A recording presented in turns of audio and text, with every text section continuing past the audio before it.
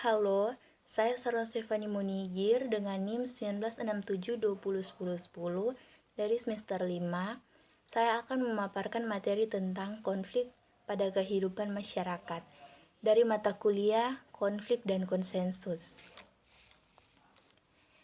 Pada hakikatnya, konflik merupakan suatu pertarungan menang kalah antar kelompok atau perorangan yang berbeda kepentingannya satu sama lain dalam organisasi.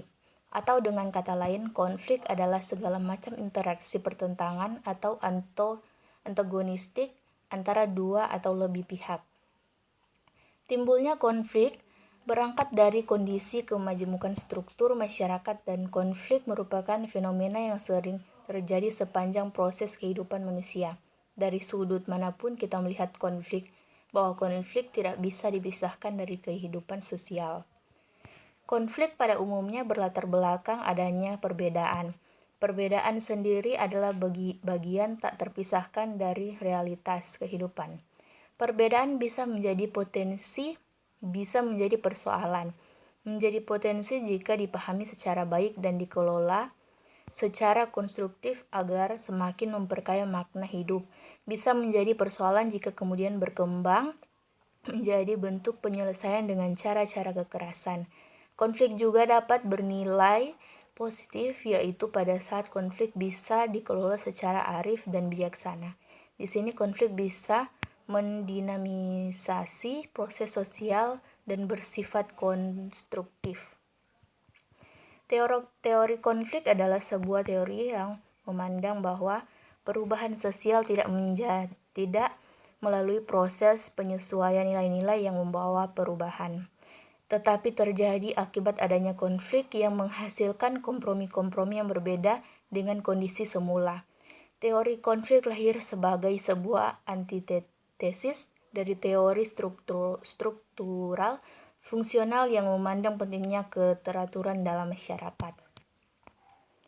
Penyebab konflik. Secara konseptual, konflik merupakan pertentangan antara dua orang atau lembaga yang disebabkan adanya perbedaan dalam mencapai kebutuhannya. Oleh sebab itu, konflik merupakan kondisi di mana tidak ada kepercayaan antar personal maupun kelompok yang ada di masyarakat.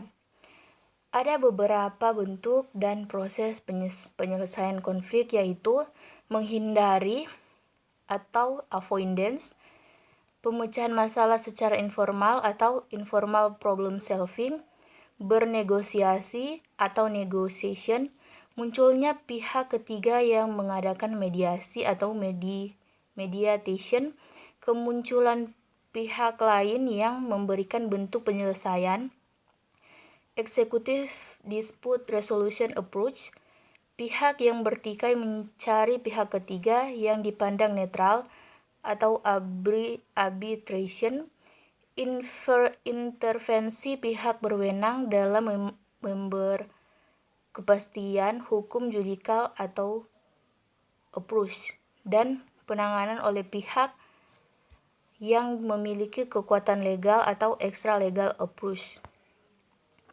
Kesimpulan, konflik memang tidak dapat dihindari, tetapi sedapat mungkin harus diselesaikan secara bijak dalam masyarakat yang rentan. Baiknya dalam hal budaya, ekonomi, dan politik, maka konflik akan mudah mengarah pada hal destruktif.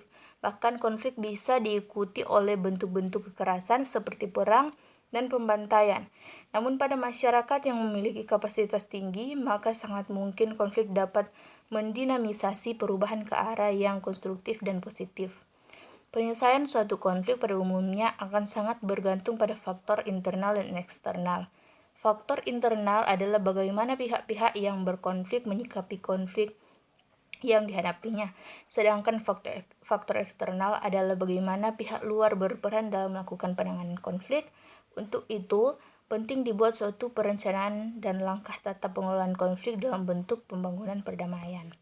Sekian dari hasil materi saya, dan saya ingin mengajak teman-teman yang mau bergabung bersama kami di Universitas Pembangunan Indonesia. Terima kasih.